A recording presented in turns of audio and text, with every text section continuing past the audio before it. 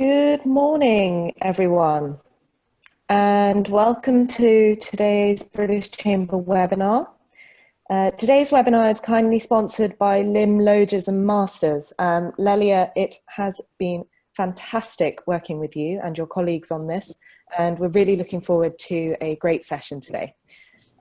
Today's topic looks at whether your business is prepared for disruption. No one was fully prepared for everything that we're going through now with COVID-19, but as a leader, have you fully prepared to the best of your ability for your organization to deal with the next disruption that comes along? Do you even know where it's going to come from? Today, we hope to take a deep dive into some of these questions. At the end of this session, we will have plenty of time for Q&A. If you would like to ask a question, please raise your hand, and then Lelia will call on you to take yourself off mute to ask a question. Alternatively, you can use the chat box. So to lead the discussion today, I'd like to introduce Lelia Lim, the principal founder of LimLoges&Masters. Lelia has been leading C-suite searches across Asia Pacific since 1997. She spent almost 13 years with Korn Ferry International in its global industrial and consumer practices, and just recently served at Kincannon & Reed, a global recruitment firm, as its managing partner Asia Pacific. Lelia's particular strengths are in managing transformations in Asian multinational companies through its people and focusing on helping companies through transition management, executive search, and disruption management. Lelia, thank you very much once again, and over to you. Thank you, Christina. It's good to be back with BritCham Hong Kong, BritCham China again. Good morning, everyone, and welcome to LimLoges&Masters' future series of webinars, which will be running a variety of both technology, disruption, and human resources themes for the next coming months. And today, I'm pleased to welcome an exciting group of panelists who will share their sights on both current and possibly future developments, which will hopefully resonate with you.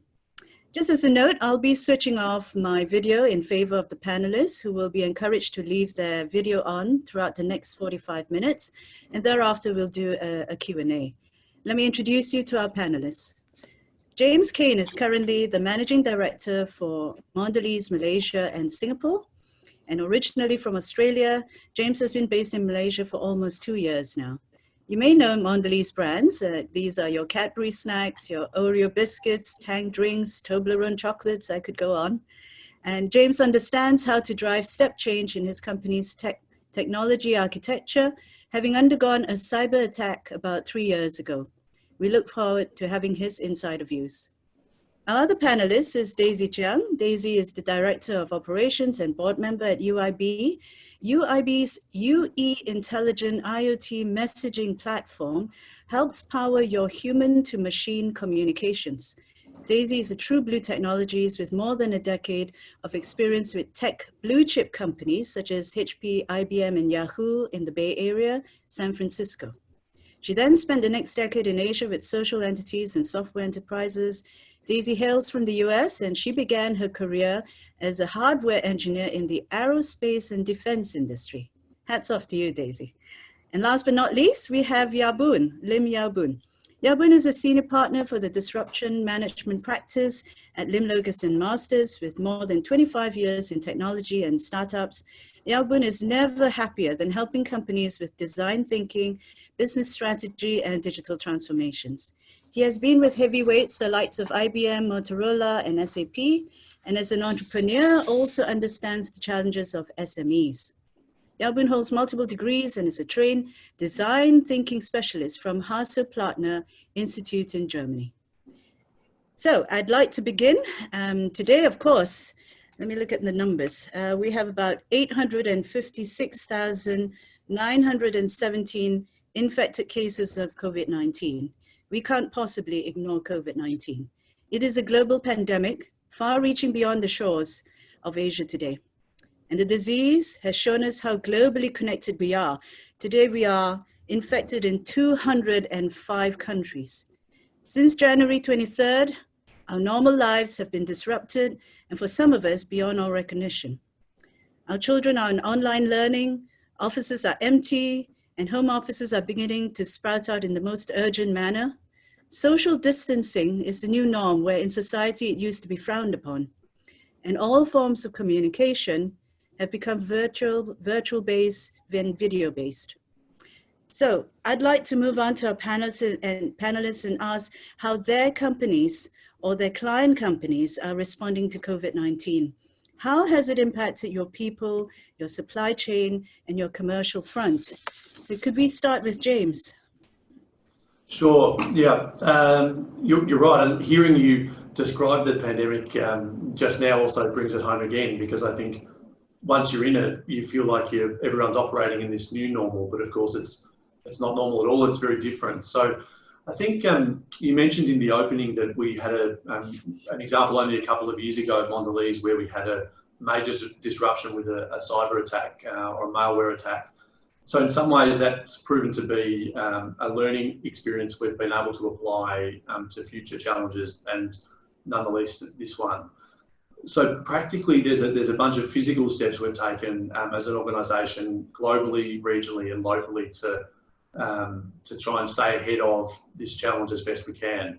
But effectively it all, I think, starts with looking at your fundamental business purpose and the values that you stand for in the first instance, because really, like anything, the response to a situation like this needs to reflect that purpose and needs to reflect those values. So I think that's the approach we've been taking around the world, and certainly in Malaysia and Singapore with my team, we've been really focused on one particular element of our values, which is about doing what's right, and applying that doing what's right principle to three important areas. Doing what's right for our people first and foremost, so understanding what are the implications for our people in relation to COVID at work, but going beyond that and trying to help our people beyond just the work environment with information and sharing on the situation more broadly. Trying to do what's right by the government and the local regulations that are, they're obviously very important to understand and ever changing. So we've really had to focus a lot through our corporate and government affairs team to ensure we have the latest information, that the information we have is factual, and fact-checking that information to ensure we're not only doing what's right by the government, but going further than that if it makes sense to do. And the third element of doing what's right is about business continuity, because at the end of the day, we're in a business and we need to try and keep running. We make a whole bunch of snacks that, and our purpose is to empower people to snack right. So even at a time of crisis, there's a role for our brands to play. So we really focused on linking back to purpose, our value, particularly about doing what's right by our people, by the government, and also by ensuring we can get business continuity and juggling those three components, because they're not always synergistic. Yes, no, that's very, very critical. Going back to values, Daisy, perhaps we could hear from you about how you're helping your client companies cope with COVID-19. Thank you very much for the introduction. And at UIB, we are fundamentally a technology company, and we have a platform to help people connect and communicate with smart services and to devices that are connected. So I think in this kind of very disruptive change, some factors become very important, and that is making do with what you have and making some small investments into technology and automation to utilize all your resources as best as possible. So from our company's perspective, we do offer that value to our clients and to our end users. So as long as we can stay focused and continue to execute, we have the opportunity to come out of this potentially even in a stronger position. But in order to do this, I think operationally, we will have to be run in a very tight way. As a lean startup, we are already running on very thin resources. So for all startups, funding becomes an issue, cash becomes an issue. How long is your runway, and how long can you keep executing? We have to ensure that all our team are very healthy, and because we usually only have one person in each function as a lean startup, and so we can't afford anybody to come down with an illness or an injury, or be otherwise unable to do their role. But we also have put into place processes to help mitigate the risk. And from this, I mean that we are trying to cross-learn each other's functions. We are trying to become familiar and communicate more now than we ever have. We are documenting every conversation. We are updating all of our emergency contacts so that we can quickly locate each individual, even if they don't seem to be responding at the moment. So we are taking steps to mitigate our risk, but we are really pushing forward at this time. Our clients and our partners have seen some slowdowns. And if you're working with big companies, I think the decisions are being pushed back because it's a great period of uncertainty and no one really wants to take the risk of making a decision at this time. So we've seen some slowdowns in decision-making processes. With small companies that we work with, they may not have the resources to go ahead with the projects that are planned. So those could be on hold. And I think our sweet spot are the growing companies. In every disruptive cycle, there's going to be winners and losers. Those that are considered essential businesses or so far have been set up in such a way that they can adapt quickly. And so those companies need to become more efficient at a time like this. And they are very interested in adopting some of our technologies that help them to make do with less resources at their side, but do more, and also to automate more. Automate.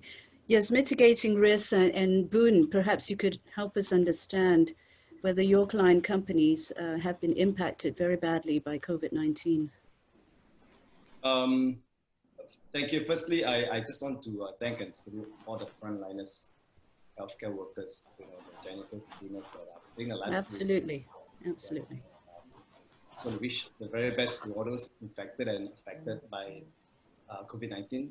Obviously, it's completely fractured the world system, COVID-19, and it's altered the rules that we're familiar with. One thing is for sure, the world is not going to be looking the same again, right?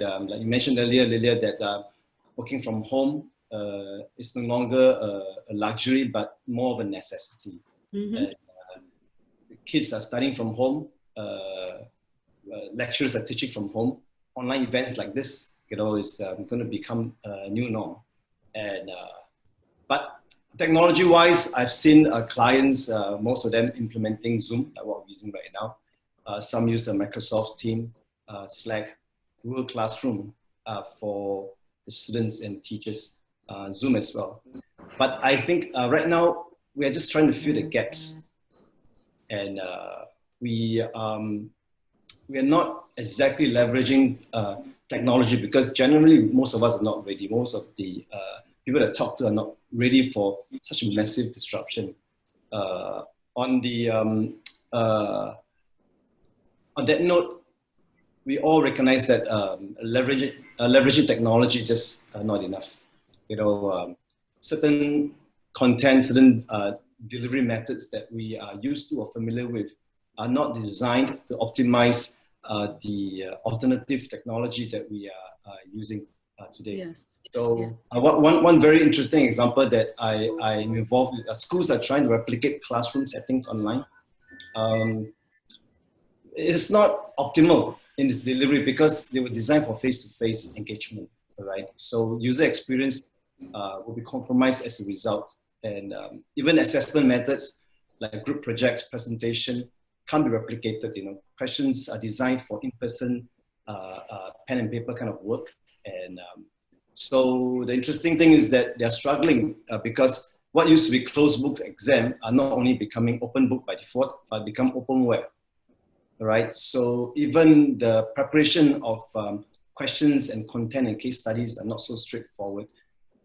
So the key is, instead of just trying to replicate offline to online, it just needs to be designed for online purpose, and that's the most effective way to leverage technology in a sense, right? And so similarly for other companies, online collaboration meetings, virtual team management, partner management, they're all moving online. Of course, the good thing is that customer service for some of the retail sector has been moved online with chatbots, so they're more ready in a sense. But some of them were not ready with customer service online. They're struggling because call centers are down. The Malaysia, Philippine call centers, India call centers have been shut. So they're all struggling, even though there's something that was supposed to be virtual in engagement. So recently I had Citibank banker talking to me from his home, and in Singapore Airlines, they are all trying to manage the bandwidth issue, getting their staff to call from their home to handle calls. So it wasn't designed for the purpose, and disruption like this, everybody's struggling. So right now we are basically seeing compromises, all right, for the best possible scenario with the technology that we can use or as a top alternative. But I think what we all agree is that we need radical innovation and rethinking so that we can harness technology for the best result technology can deliver for the new world, the new norm that we're going to be in. Yes. Well, thank you for that, because you've led me on to, the next question, which is whether we can recover quickly with the least adverse impact on our businesses. There's really no better time than the present to really think about how to stay ahead of the curve. So James, maybe we could go back to you. You talked about the purpose of the company and going back to your values. Those are very valid points. How do you think you're going to recover quickly? Yeah, I think the trick to it is that, given the ambiguity and given the uniqueness of the situation, that there's not a perfect playbook to chart a courseway through this challenge. So really, what we're focusing on now is trying to get the balance of immediate priorities and very urgent priorities around practically keeping people safe, keeping factories running, keeping products flowing into supermarkets and on the shelves, but at the same time trying to also ensure we're looking further out as well, because of course the biggest risk right now is you do get sucked in necessarily into short-term urgent priorities, you can miss the longer term. So an approach, I think a reasonably common approach from a number of companies I've heard, and we're applying the same principle, is to have our local special situations team meeting on a regular basis, but also having a global project management office set up so that you get the balance of the short-term operational necessities that must happen to keep us all and our people safe and our products flowing, but also a team that's able to focus more on the strategy and what could come next, and how to minimise risk and maximise the opportunities that will come. Because, as Daisy mentioned, there are winners and losers, and those that can adapt quickly there'll be an opportunity to figure out the best way to manage in the new way forward. And I think that's the approach we're taking. I think the other element to consider, I think, is that whilst this disruption is probably the most significant we've seen, it's not the first disruption that has affected businesses. So there are learnings to be taken from recoveries from other disruptions that have occurred in the past, and I'm sure businesses will apply. And equally, some parts of the world are further through the COVID crisis than others, and so we're definitely taking quite a lot of learnings from our China colleagues who are somewhat further down the pathway, and in fact starting to see some recovery in terms of some normalisation, I suppose, if you can call it that, albeit it's not the same as it used to be. So that'd be my approach, is trying to think about the business with a short-term hat, but also strategy, and often you need different people to do that, because practically it's very hard to do both at the same time. And then secondly, learning from other experiences that have previously occurred, and equally learning quickly through COVID and how markets, companies, people are adapting and responding. Yes, thank you for that. Boone, maybe you'd like to comment on it. You talked a little bit about filling in the gaps with leveraging technology. Is that a good way to recover? Yeah. I think actually it's a difficult question to answer because a lot of companies are struggling just to stay in the game at the moment, right? And it's not, it's just not about right now, it's how to stay ahead of the curves. But I think in general, the business conditions are really bad and there's no slowing down of the pandemic in sight. So it's going to get worse. So before we talk about technology, I think one thing is very important. The economy is generated by the value created by people, companies, the economy's ability to consume and to use and pay for that value. So a lot of values cannot be created during this lockdown. And one of my concern is that management values will be called into question. You know, the value that management bring to the table, middle management, the multi-layers of management, because right now, these are the costs that's affecting companies, all right? And production is blocked, and this layer of cost is a big struggle for most companies. So I think I would strongly suggest that now is the moment for those companies with the reserves and the financial runway to stay in the game, should put a substantial amount of the resources to just radically innovate and be future ready. It's time to identify what values to invest in right now for the recovery, for those who can. And I think one very important quote I recently read from Praxis Labs is that they said this: from today onward, most leaders must recognize that the business they were in no longer exists, right? And if the demand for a business can be disrupted, I think it's time to reevaluate the business you're in. And it's time essentially to unlearn what we know and to reframe our customers' needs with new lens. Things have changed so much, so we can rethink our value proposition as well. How we create the value that we serve, the price of the value we created that we can realistically command. So a few keywords, we just need to rethink, redesign, remodel, reorganize ourselves, and leverage those disruptive technologies to design for companies that has got no legacy concerns. I mean, companies like UIB, amazing technology to transform how things can be done using artificial intelligence. So my discussion with some of the companies is that really it's time to reimagine a new future with clients and key stakeholders. So it's just not about tactical cutbacks, but putting in place a model that the new world will require as we recover from this COVID-19 situation. Yes, exactly. And Daisy, you understand what it is about the new world.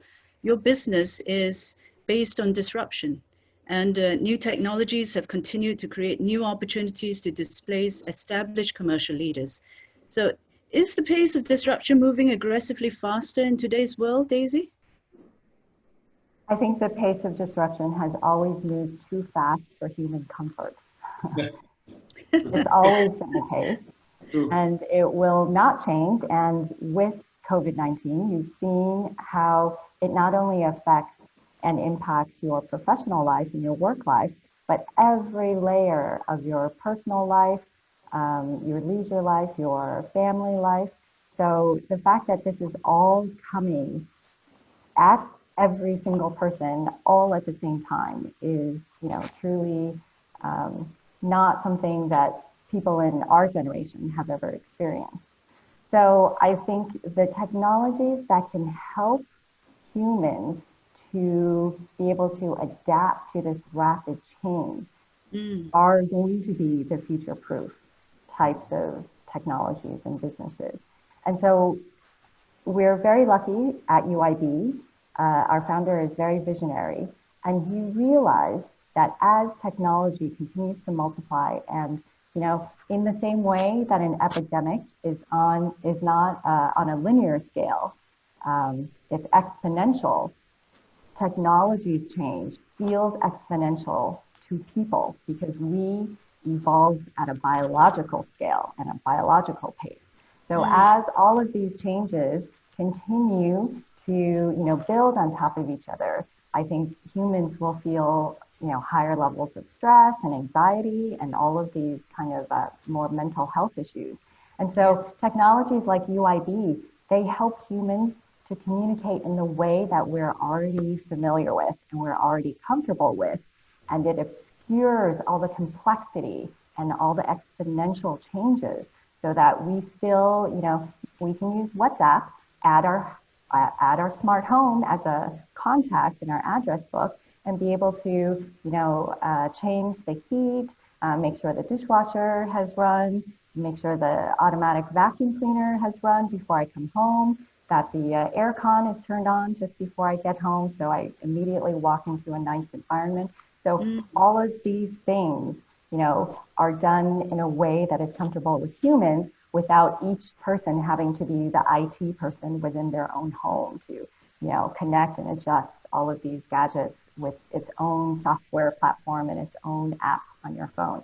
So in those ways, you have to look at companies who have that possibility.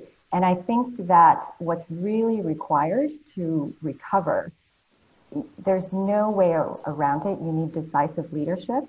You need a very open, honest view of your business. Which business units are going to be ready to tackle this new future? Which ones are not? And if those business units that are not going to be adaptable to this new future are still, you know, cash cows for the company, and so therefore you can't cut them right away or reduce them, then you need to think of how you can automate that and redeploy the resources that are currently used to run that business unit and double down in the areas of the company that has the potential to adapt to the new future and bring the company through this transformation. So now is the time to think and plan long-term and execute as you have the ability to. Yes, absolutely. Boone, why do you think disruption is happening at the speed it is? I mean, why do you think, COVID-19 aside, and James brought a very, very valid point that disruption has been happening for many years now. We've only seen the peak of it at this current moment. Firstly, we all know disruption has been happening for a long time. You're right that the speed of disruption has been accelerated a lot. And I think there are three key reasons or factors. First of all, is the rise of something we're familiar with, right? The big data, right? We are living in a world that data is compounding at an accelerated rate. And we are living in a world that is data-driven, algorithm defined. So that's something that is changing the dynamics of the world. We move from just a digitized era into a real digitalized world. So data equals informed decision, and the more data we collect, the more we can automate the decision-making process, which leads me to the fact that because of the huge amount of data, it led to the rise of technological advancement to manage and leverage this data. So if we think that data is the new asset of the company, then algorithm is the new differentiator. So this gave rise to technologies like blockchain, artificial intelligence, like UIB is promoting, IoT, robotics, and drone innovation. Technology has been evolving very fast because of the availability of data. While cloud computing capability and 5G to be high-speed bandwidth has enabled that transmission of data across the world, which changed the dynamics of what we used to be familiar with. But more importantly, the third factor is the new ecosystem that we have seen. What took years for startups to penetrate a new market now can happen in 12 months or less. And there's also a huge growth in computing talents. The prospect of getting quick mega reach with a killer software app and the pursuit of Silicon Valley lifestyle, they have shifted a lot of talents into the startup space and a focus on technology. The third thing is that I also noticed that the easy access to the latest technology, which were usually reserved for big companies with the budget, has become a norm for startup space. All right, they can access on-demand, affordable computing power just in 5 minutes. You know, you just sign up an account with AWS and then you're on. You can tap as much as you want. It wasn't the case. You need a lot of money to buy server farms or to build your server configuration.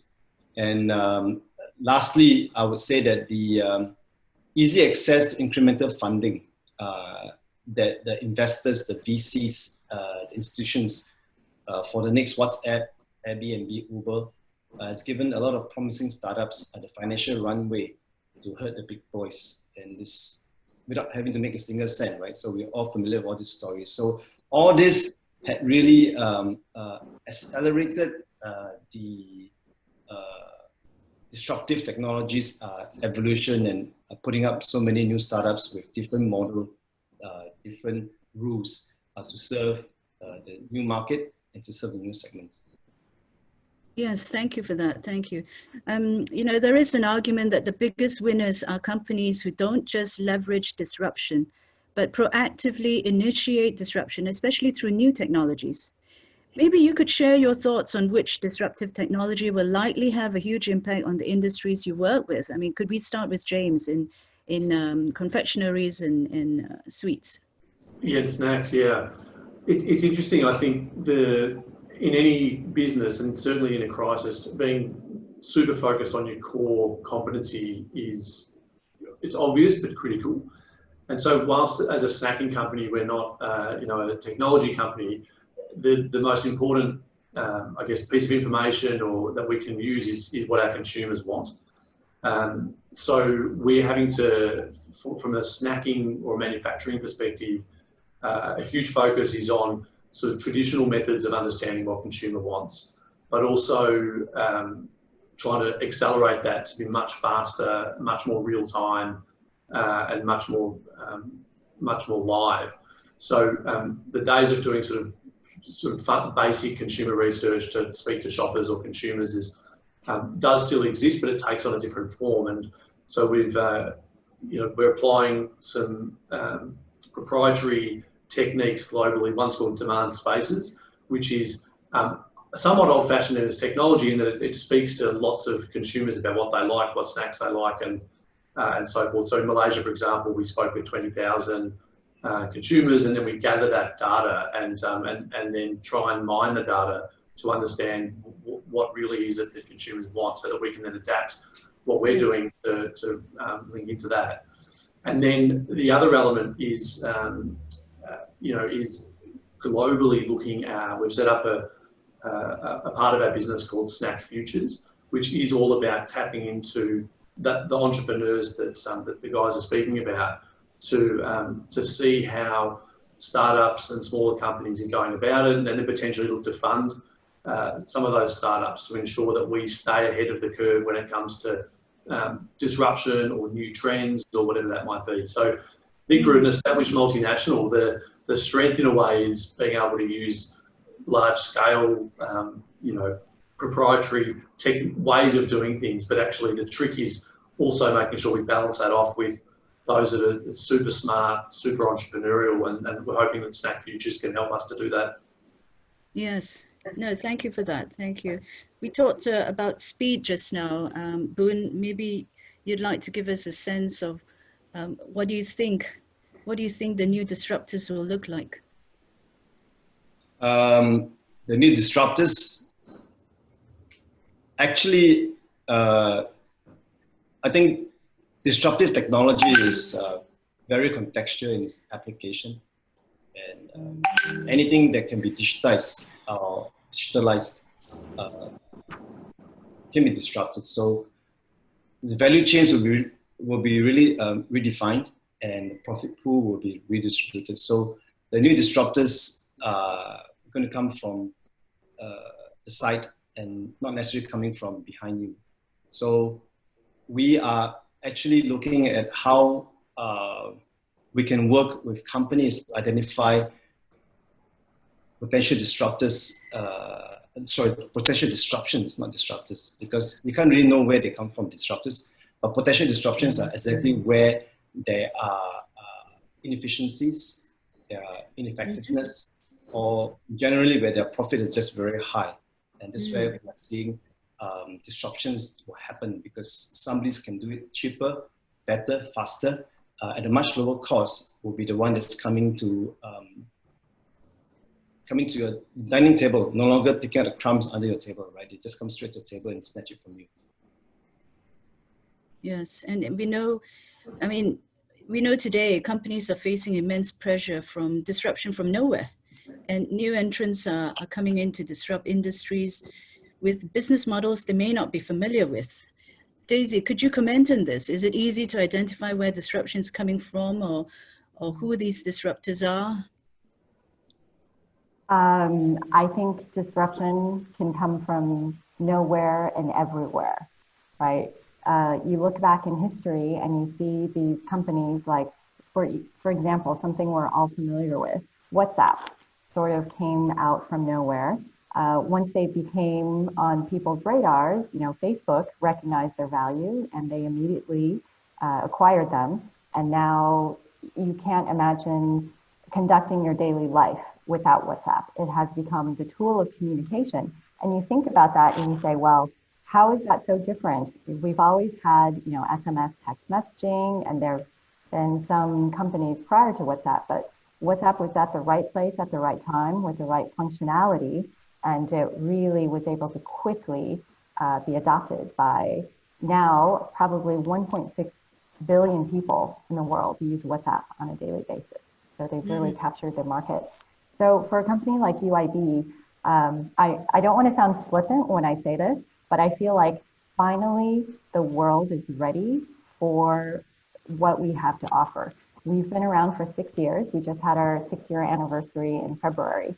And at the very beginning, as we were focusing on developing our technology platform, the company, really struggled to have people understand its message. And I think within the last 18 months, particularly, all of a sudden, we have so much interest, and there's just an explosion of projects throughout various companies and verticals that are looking for a solution. They're looking to truly digitalize themselves and to adopt the benefits of having technology supplement human intelligence, right? So using AI in a way that supplements human intelligence and makes everything more effective. And we've seen this in areas such as customer services, which can go across industries. And every industry has customer service needs. And you want to create a good experience for the end users, at the same time utilizing your own resources in your company in very efficient ways. So how do you make that balance and give the customer the good experience while still utilizing your teams to the best efficiency possible? And so that cuts across all industries, things like facilities management, which is very useful from our technology is very useful for facilities management. We also have a very big successful project on warranty registration. Whenever you buy a new device, the last thing you want to do is fiddle with how to get it registered so you can get your warranty activated.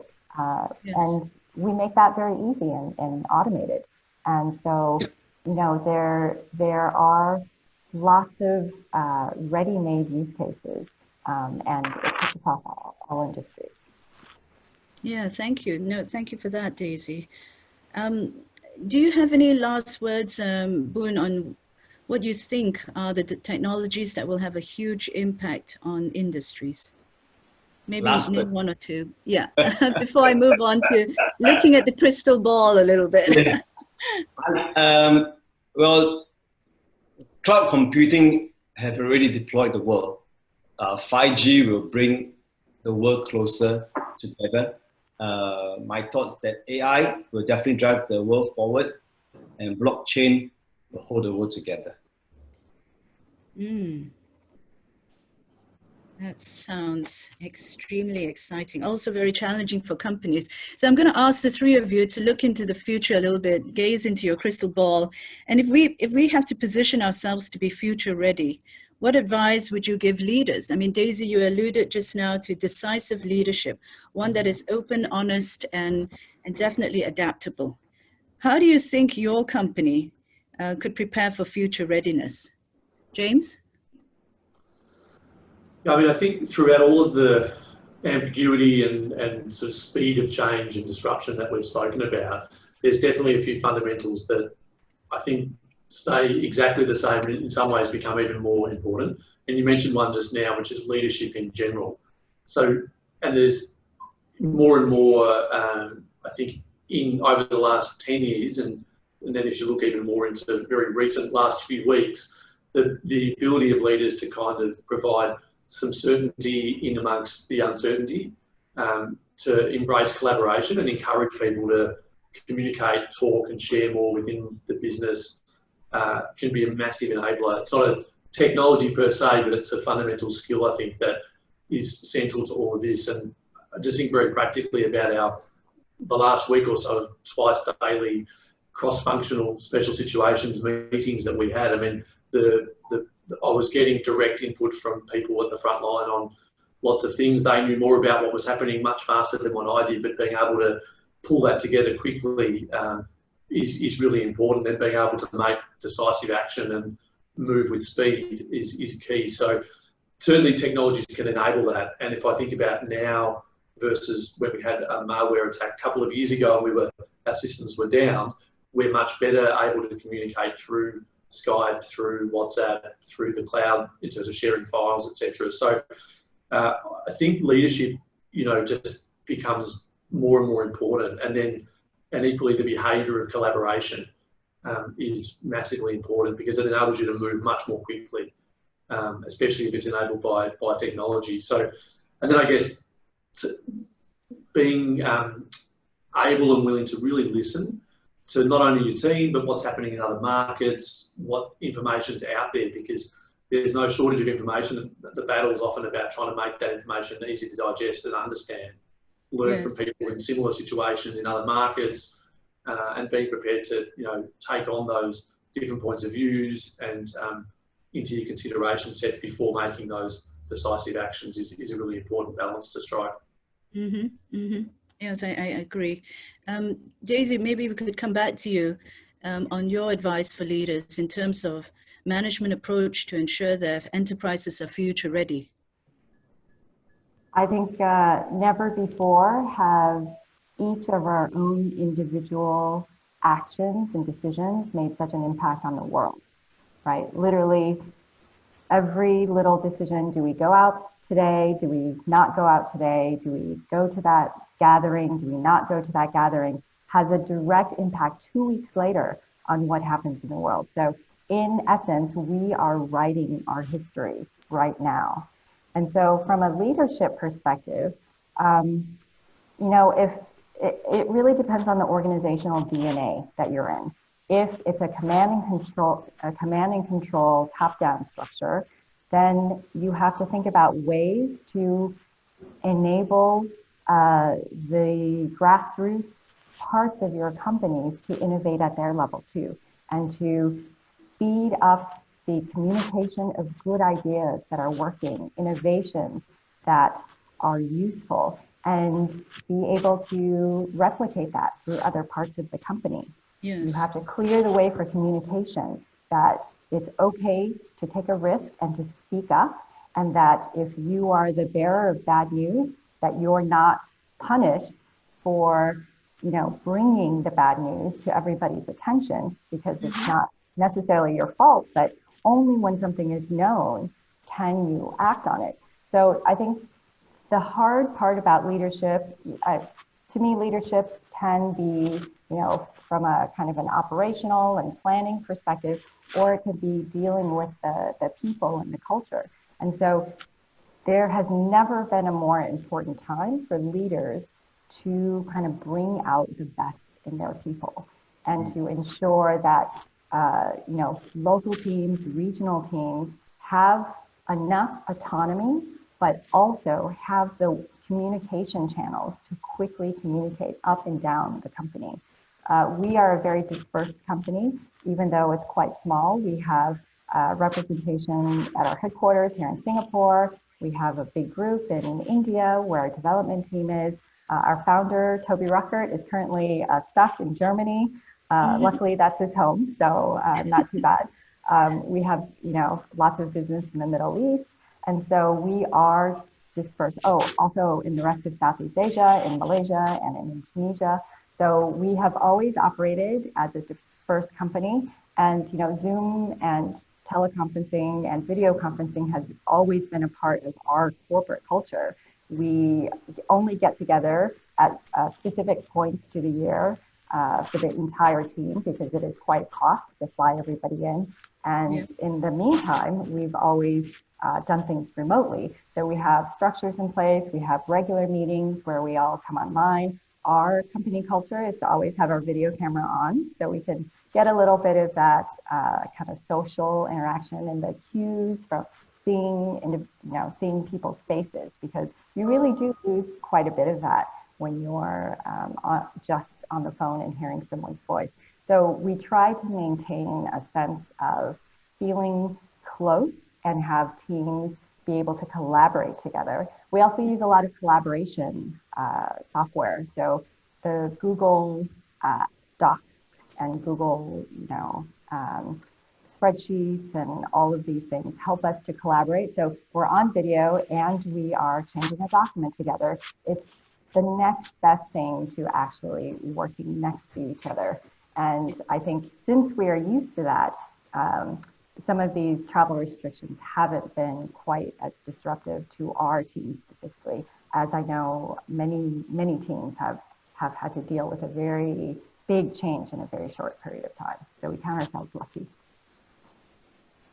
Yes, thank you for that, Daisy. And you're quite right. You know, as we get more global, every decision has a direct impact. So it's very interesting you say that we are writing our own history right now. That's exciting, isn't it? Boon, how do companies... responsibility too. Yes. Boon, how do you think companies should prepare for future readiness? Well, I'll just give an illustration on in this context here. When Daniel Zhang took over from Jack Ma in September 2019, Bloomberg interviewed him. We took over Jack Ma as the chairman of Alibaba. All right, he was already CEO. Not many people outside China knew who Daniel Zhang was.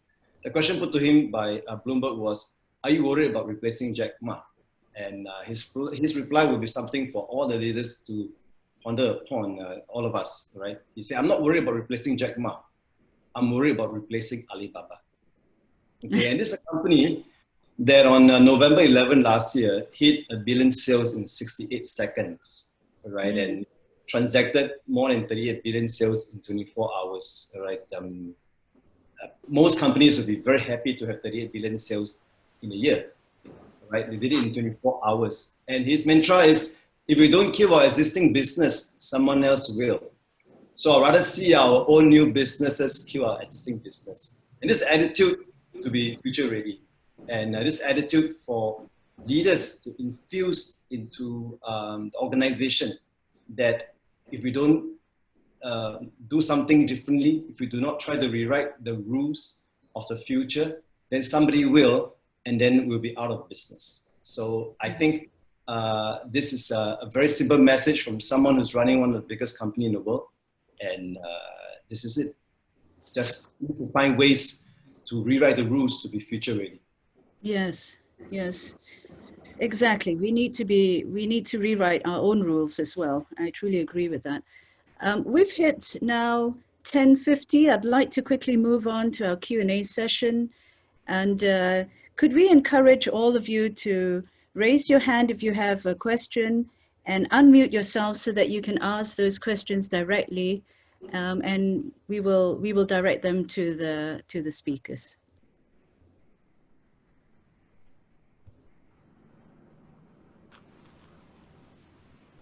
I have a question here from Tim.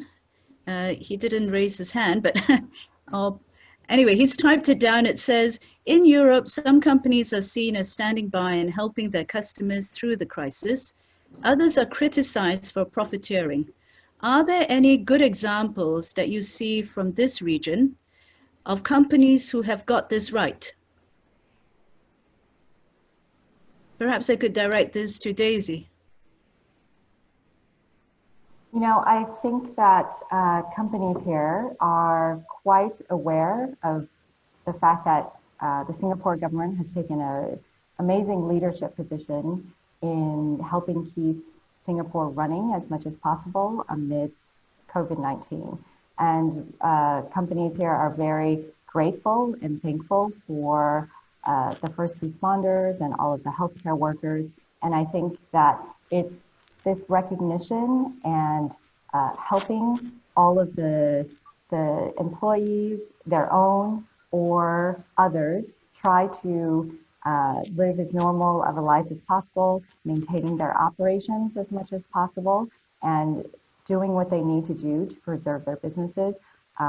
It's a fine line where you want to utilize the opportunity. If you're a company, you know, that makes essential equipment, or you do delivery, or you're in the food business, you know, you, I think, have to just message carefully that you're there to serve your customers and support them in every way possible.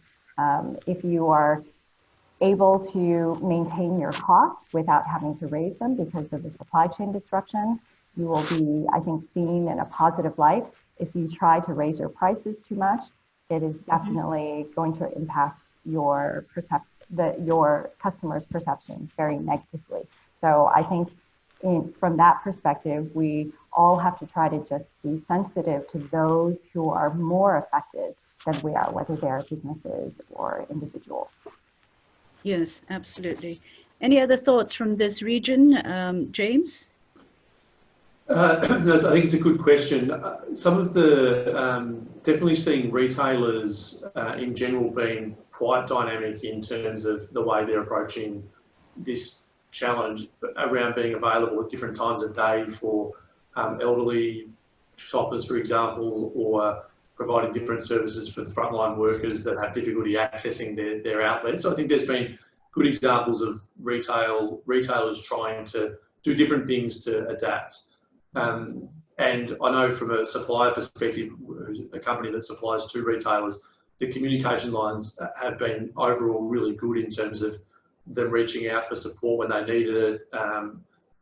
Daisy talked about Singapore. You know, some of the retailers in Singapore have been very active in trying to, you know, build stocks up to ensure they've got sufficiency in case the danger level increases further. So broadly, I think if you keep your communication lines open with various partners within the supply chain, then there's every chance that you know, on balance, companies will do the right thing.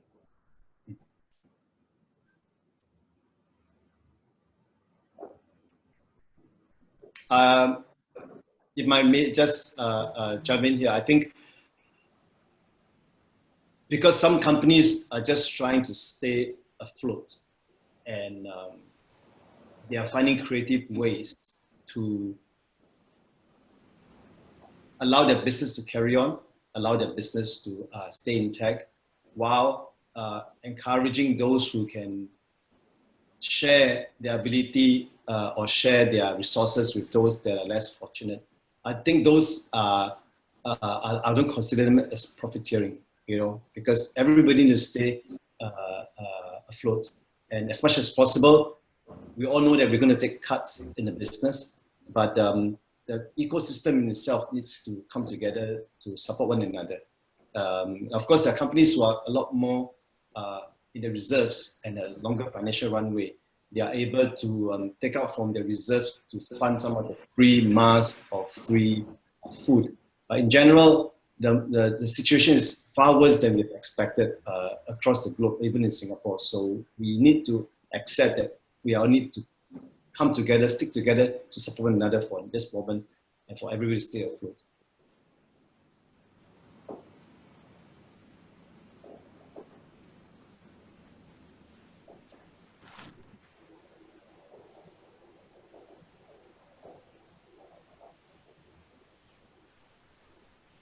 Lilis, you see that?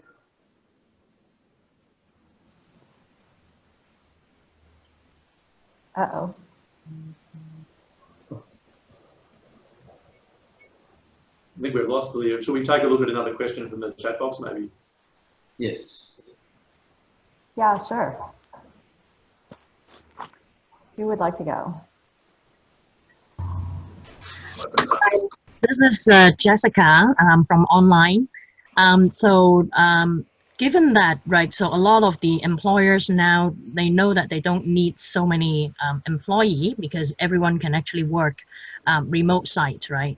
Or they can actually take some rotating teams like to really cope with what they needed, right? So how will you advise the employer to plan their human resources later on once we don't have the COVID-19 and at the same time they don't seem bad to have to really downsize badly?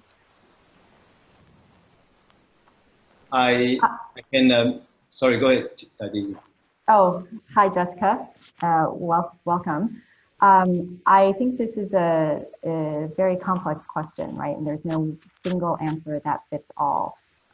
It will just really have to depend whether the company is fundamentally well placed and more future ready. Then I think they can extend their runway to their employees a little bit longer, maybe ask for voluntary reductions for those who were nearing a point where they wanted to make a change anyways, or to then redeploy some people in doing new jobs that they maybe didn't have a chance to do before. But there's really no good answer. And I think for the people who are now unhappy in their current jobs, this could also be an opportunity to retrain yourself and to try to develop a career that's more fitting with your longer term goals and your own personal values. So it really is all over the place. And maybe somebody else can add on to that. If I may, yes. About 5 years ago, 6 years ago, I attended a talk by Professor Clayton Christensen. It's on jobs to be done. All right, his theory, of course, sorry, the late Clayton Christensen, he said companies should organize based on jobs to be done, not by function or by departments, essentially by projects and by outcome. I do foresee that the future of our workforce will be an assortment of teams, right? People coming together with talents to fulfill a certain outcome. And therefore, collaboration becomes very important. It's no longer vertical, it's more horizontal in the way we deploy the team. So with this whole COVID-19, people will know which are the key functions that needs to stay on, which are the functions they don't use every single day, or the roles or the value add is not an everyday affair. And they're going to look at reorganizing and tap talents on demand. I foresee that to happen in the next 10 years, right? The talents will be supplied. It's really happening today in the software coding world, whereby you tap into a software pool of talents instead of hiring engineers, right? And I will see chief marketing officers being deployed in a sense for smaller companies as well, that you don't require somebody from a big company to run your marketing, but you can tap the talent on a retainer basis, maybe once a week or twice a week, to guide the marketing talents or the marketing operations ahead. So I do foresee this COVID-19 allow us to look at a different kind of collaboration model that will totally reorganize the future workforce. Yes, thank you for that. Before we move on to the next question, I just want to alert everybody that it's 11 o'clock.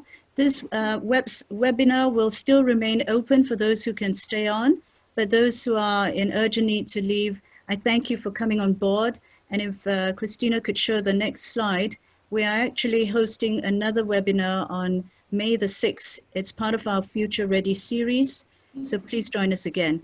But next question, please.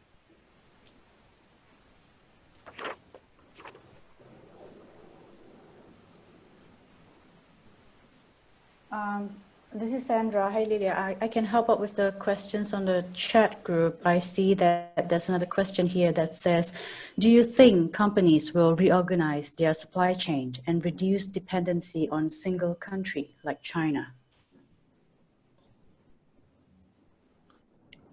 Yeah, I mean, I can have a go at answering. I mean, I think increasingly, even before COVID, there's been the last probably 5 or 6 years, a real shifting approach to supply chain generally, where, and again, if I look specifically into fast-moving consumer goods, which is the area that I know the best, but you know, because of the disruptions of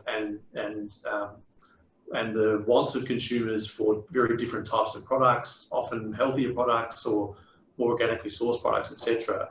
Supply chains have been challenged a fair bit in the last few years to move from an approach which was sort of big factories pushing huge volumes on 1 or 2 products to therefore get the best possible supply chain efficiency, to needing to be much more nimble anyway because of the needs of consumers or customers depending on the field. So I think even pre-COVID, there's a big shift in the last couple of years around companies being much more responsive through the supply chain, much more dynamic through the supply chain compared to perhaps what we were seeing in the decade before that. And that then I think does lead to sourcing from different locations and things as well. As it relates specifically to COVID, I think that the interesting challenge with this is that we're seeing with disruptions more and more that it's less common to see a disruption in just one part of the world. And typically, you know, when a disruption takes place, it spreads much more quickly. And in COVID, clearly, we're seeing that literally spread out across all of the world. So I'm not sure avoiding certain places is the right approach, but probably spreading the supply chain or looking at supply chain, not just at the cost elements of it, but also continuity of supply, more importantly, is probably something that we will see increase. Yes.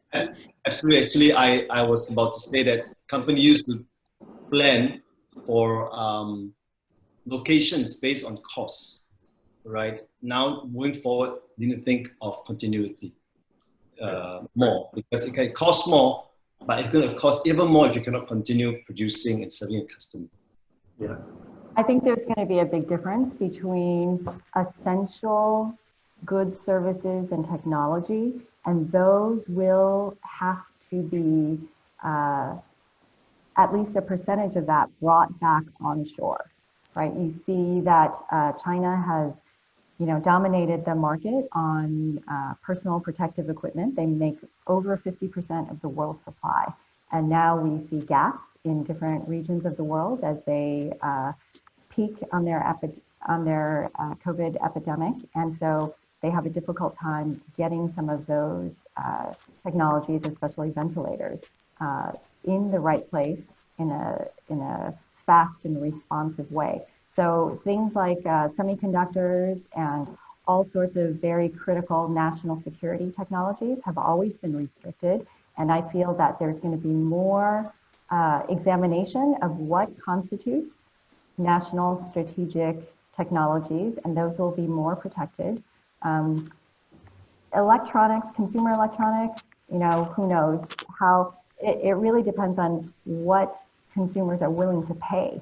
Even, so Apple, for example, on the iPhones, they, manufacture almost all of it in China. And there's been, since the trade wars, there's been a huge attempt to bring back a lot of manufacturing back to the US. However, the infrastructure is no longer there. So much of the supply chain from end to end pretty much was developed and perfected and made efficient in China. So in order to do that, you would have to bring back large parts of the supply chain for a small percentage of the products. And how feasible is that going to be? And even if you made the decision to invest in that, it would still take a period of time. So I think as the COVID effects ripple across the world, you will see fundamental changes to what the supply chain is. The lower cost the item, the more of a commodity it is. I think it's probably just going to continue to chase the lowest cost area. But for those that have strategic importance, or national security implications, some portion of that will definitely be brought back onshore. Not just the US, but I think all countries will want to protect that as part of their strategic defense for that particular country. Yes, thank you, Daisy. We have a question from Tom Abbott, and he says, it is even more important now that revenue generating teams continue to make a big impact on company revenue and bottom line figures. What advice do you have for revenue generating teams to continue meeting and exceeding targets and quotas? Oh. James. Yeah, look, it's a really good question, because, but also it implies, I think, something that's absolutely true, which is that, you know, cost cutting and taking out costs and things like that aren't going to solve things in the long term. So continuing to generate revenue for companies, whether that be a startup or a bigger multinational company, is critical. When I think about this question, and it's similar in some ways, I think, to comments I was making earlier about some of the fundamentals remain the same no matter the situation, and leadership was one example of that. But I think the same is true of sales. Some of the fundamental of sales is understanding customer needs, and then, you know, and then figuring out how to meet that need in a way that works for both parties. And, you know, whilst it sounds overly simplistic, I fundamentally believe that that's as true today as what it was years ago when it was a much less dynamic and disruptive marketplace that we were operating in. So what we know is that customer needs are shifting a lot right now. But so therefore, even more important to focus on really trying to understand from your customer or customers, what is it they're needing from you and your company, and then be able to try and influence internally to deliver on that customer need. And by default, that will generate sales, which will generate revenue and on. So it's quite a simple answer, and it's not as easy to do as it is to theorise about. But I think fundamentally that's what sales has always been about, and I think it will continue to be that way. It's just understanding the customer need becomes a faster paced action and something that's unique. Yes, faster, definitely. And Boon, do you have anything to add to that? Yes, it all depends on the kind of product or service that you're providing. I have a customer that he told me that he bought 2 years worth of electricity in advance, and he's saving $50 million, all right, because of the deal. So I think to stay in the game is no longer just your typical selling style or selling method. It's really now deal makings with companies that are your existing customers that will need your product in the future, and how do we work together to help each other out, right? Okay, so win-win. How do you arrange for a win-win situation for both parties? If you continue to sell at the way you sell, you know, I win, you know, and I'm going to get my bonus. You can't make it. You really have to find ways to work with your companies as salespeople to find a win-win situation for your customers, for your suppliers, and that's how we can share the revenue and we can share the savings, and essentially to get through this next 12 to 18 months together. Yes, that's true. It's next 12 months are particularly critical. We have one last question, if I could get Daisy to help answer that. What advice can you give to frontline workers to face the next wave of disruption if their services cannot be replaced? Ooh, frontline workers. Can you read that again? Let me think about that. Yeah, or if anybody else would like to take this question, we're talking about frontline workers. So these are your commercial guys, basically, sales and marketing. If their services cannot be replaced, are we talking about relearning, continuous learning, perhaps as an opportunity out there for leaders to provide and to encourage, really to motivate staff? So I think, you know, as mentioned before, there's going to be businesses that are winners and businesses that are losers. If you are in the travel industry, for example, as a frontline worker, that's a pretty tough call, no matter how you upgrade your skills, no matter how good of a manager you are, there's limitations because of the sector that you're in. So I think there's certain areas where it would be hard to, maintain or to change the position. That said, I think there's more that most businesses can do in the sectors that they're in. And it really takes some creativity. You have to look around. There's cost cutting, and then there's innovation into new ways of doing things, into new aspects of the business. And it's a little bit hard to, give an answer that fits every situation, because there's always going to be a scale and a range of those that really have their hands tied to those who, have the ability and the luxury to kind of shift the way that they're working. Maybe they rely more on technology, instead of going to see people in person. You would, for the moment at least, have to get comfortable with doing things on video, learn the best techniques to feel engaged and feel energetic when you're online, so that you can have a more effective conversation. And I think we all try to adapt the best that we can. And, happy to talk a little bit more about a specific situation if needed, but hard to get very detailed and specific without knowing the exact area. Thank you. Is there anybody else who'd like to add to that? Otherwise, we'd move on to a wrap up. I was just going to say, just to sort of add a bit more, it's also difficult to give a specific answer, but I think one thing's clear is that it is uncertain, and it's not, there's a range of impacted industries and roles and therefore people. So I think as much as possible, if you are proactively thinking about it, that's a good thing. And I think, as Daisy's saying, exploring options, pushing the boundary yourself, drive that investigation yourself, and don't wait for the decision to be made or the move to happen. And if it's technology and understanding more about that will help you, then try and find ways to do it, because it is getting easier to do that than ever before now, online, etc.